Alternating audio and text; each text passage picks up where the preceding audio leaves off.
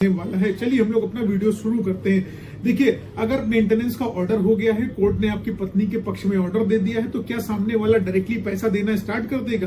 बिल्कुल भी ऐसा नहीं होता है। सामने वाला पैसा तब तक पत्नी को नहीं देना स्टार्ट करता है जब तक कि उसके द्वारा एग्जीक्यूशन की एप्लीकेशन न्यायालय में ना लगा दी जाए। और क्या सिर्फ ऑर्डर मिलने के बाद ही पैसे मिलने लगेंगे? ये मन में आप लोगों के आता है, तो इसका जवाब है बिल्कुल नहीं। डायरेक्ट पैसे कोई नहीं देता, कोई पार्टी नहीं देना चाहता। असली लड़ाई होती है एग्जीक्यूशन की। ठीक है, सिंपल सी बात ध्यान रखिएगा, एग्जीक्यूशन की लड़ाई होती है। एग्जीक्यूशन आखिरकार होता क्या है? एग्जीक्यूशन का मतलब है कि कोर्ट ने अगर मेंटेनेंस का ऑर्डर कर दिया, ठीक है, मेंटेनेंस को एक्चुअल मैनर में आपके पक्ष में लागू कराना है, तो अगर मेंटेनेंस पाने वाला व्यक्ति जो है, डिक्री होल्डर या क्लेमेंट जो है, पैसा नहीं पा रहा है, तो एग्जीक्यूशन की पिटीशन दाखिल करता है, एग्जीक्यूशन फाइल करता है।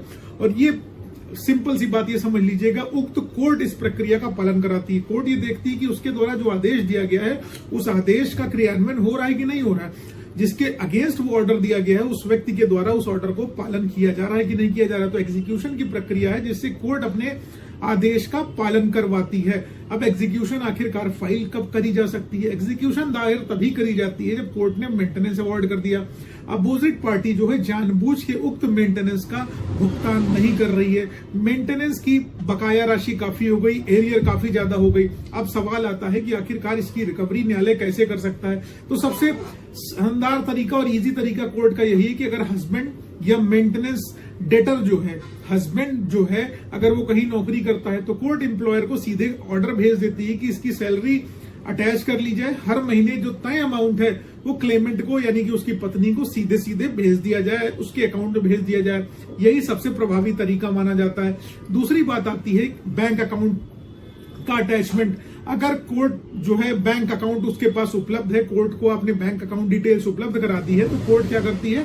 बैंक अकाउंट अटैच करने का आदेश दे देती है और अकाउंट से रिकवरी करवा देती है। अब बैंक अकाउंट वाला कॉन्सेप्ट खत्म हुआ तो आता है प्रॉपर्टी की बात आती कि जो आपके पास प्रॉपर्टी है, प्रॉपर्टी अटैचमेंट कोर्ट कर लेगी। यदि हस्बैंड के पास जमीन है, मकान है, दुकान है, अन्य संपत्ति है, तो कोर्ट उसे अटैच कर सकती है। आवश्यकता पड़ने पर उसकी बिक्री करके रिकवरी कराई जा सकती है। अब बात आती है जेल की कंडीशन की। जेल कब होगी? कुछ परिस्थितियां जिसमें हस्बैंड जानबूझ के मेंटेनेंस नहीं देता है, उस आदेश का पालन नहीं करता है, सब कुछ करा देने के बाद भी हस्बैंड पैसा देने के लिए नहीं रेडी है, तो उस कंडीशन में उस व्यक्ति की गिरफ्तारी कराई जा सकती है, उसको जेल भेजा जा सकता है। ठीक है, ये सिंपल सी बात ध्यान रखना। अगर कोर्ट ने कोई ऑर्डर दे दिया है, अगर उसकी अपील आप नहीं फाइल कर रहे हो, तो आपको उस ऑर्डर को कंप्लायंस करना पड़ेगा। नहीं कंप्लायंस करोगे, जेल चले जाओगे। आप हस्बैंड हो, आप कहते फिरो कि हम मेंटेनेंस नहीं देंगे, कुछ भी हो जाए, मेरी पत्नी है और इसने मैट्रिमोनियल ड्यूटीज रिस्पॉन्सिबिलिटीज नहीं फुलफिल करी, गलत तरीके से मेंटेनेंस अवॉर्ड कर दिया, तो उसके लिए अपील फाइल करिए, हायर कोर्ट में जाइए।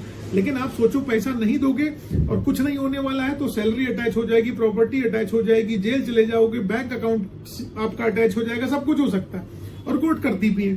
ठीक है, और मान लो हस्बैंड, बतौर हस्बैंड आप क्या डिफेंस ले सकते हो कि भाई हमारी नौकरी चली गई है, हम गंभीर बीमारी से त्रस्त हैं, हमारी आय समाप्त हो गई है, मेंटेनेंस पहले से ही जमा कर दिया है ना? सिर्फ इतना कह देने से कि मेरे पास जो है पैसे नहीं है, मैं नहीं दे सकता हूं, पर्याप्त नहीं। इस परिस्थिति के लिए आपको पर्याप्त साक्ष्य दस्तावेज ऑनरेबल कोर्ट में सबमिट करने पड़ेंगे। अब जो क्लेमेंट है, वाइफ है, उसको क्या क्या डॉक्यूमेंट लगाने चाहिए एग्जीक्यूशन फाइल करने के लिए? मेंटेनेंस ऑर्डर की सर्टिफाइड कॉपी हो गई, एरियर्स का कैलकुलेशन हो गया, प्रीवियस पेमेंट डिटेल्स हो गई, बैंक अकाउंट डिटेल्स अगर अवेलेबल है, आवश्यक है तो, और अपोजिट पार्टी की सैलरी या प्रॉपर्टी की जानकारी अगर उपलब्ध है तो वो लगानी है। तो ये ध्यान रखना, प्रैक्टिकल टिप एकदम सिंपल सी याद रखना कि एरियर्स का सही कैलकुलेशन करना है, भुगतान का रिकॉर्ड रख लो अपने पास, और अगर मान लो डेटर की नौकरी बदल दी उसने, तो जानकारी आप कर लो कि नौकरी कहां पर कर रहा है, जहां लागू हो, सैलरी, बैंक स्टेटमेंट, प्रॉपर्टी की जानकारी एग्जीक्यूशन को तेज बना सकती है, ये ध्यान रखिएगा। तो इन शॉर्ट, मेंटेनेंस का ऑर्डर मिलना पहला कदम है। वास्तविक राहत आपको तभी मिलने वाली है जब आप प्रभावी ढंग से उसका एग्जीक्यूशन कराते हो। इसलिए एग्जीक्यूशन की प्रक्रिया और उपलब्ध रिकवरी मैकेनिज्म को समझना बहुत आवश्यक है।